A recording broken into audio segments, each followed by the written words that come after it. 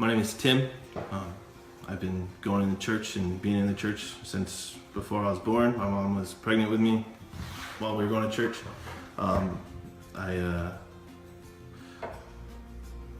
The hardest part going through life for me was the loss of my father. Died at the age of when I was 5 due to a vehicle accident.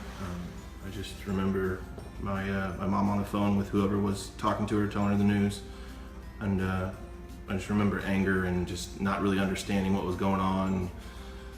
Didn't really know how to cope with it. So just growing up and learning how to deal with that stuff was real hard, and it was the biggest challenge that I had. And I remember as a young kid, after my dad had passed away, praying at an altar, on my knees, face in my hands, just pretty much wondering why this is going on, why this has happened to me. And I was one of the first times I can remember hearing the voice of God tell me that, if he hadn't taken him, that I would have turned out exactly like him. And my dad was a chronic alcoholic. He would go on benders for weeks on end. He would not drink for months and months and months, and then out of nowhere he would start drinking again. And he would get real aggressive and violent, and I just knew that I didn't want to be that way, So I kind of had to cope and understand that, and take that as a reason, and just deal with it, and and learn from it. And shortly after that, I started losing grandparents. My father's dad died just shortly after that, and after that, his mother died of cancer, and my mother's mom died of medical complications due to respiratory issues and stuff. And it was just real rough watching family members drop left and right.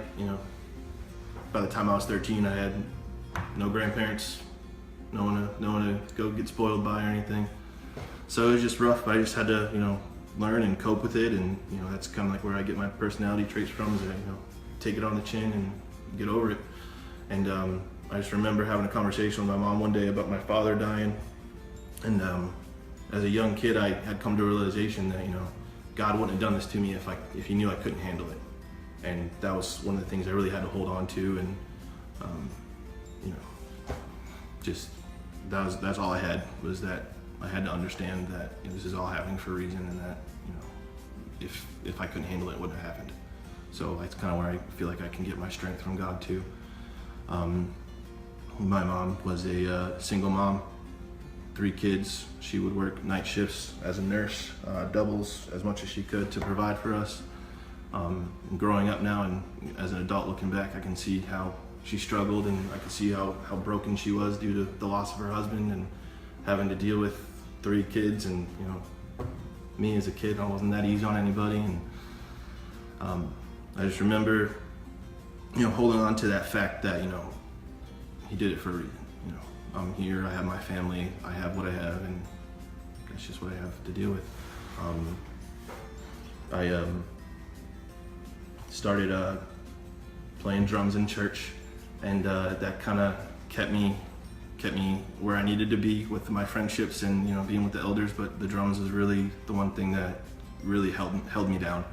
I discovered a talent that I had, and I fell in love with it immediately, and God graced me with the talent, and I want to play for him. I want to play for his kingdom. And I always tell everybody that it doesn't matter if I'm playing for 2 people or 2,000 people, as long as I'm behind a drum set, I'm happy, and I know I'm doing God's work.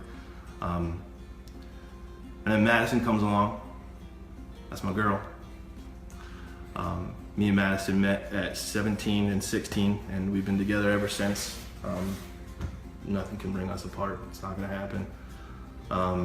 She's been my rock. She knows everything and anything about me. I feel like sometimes she knows me better than I know myself.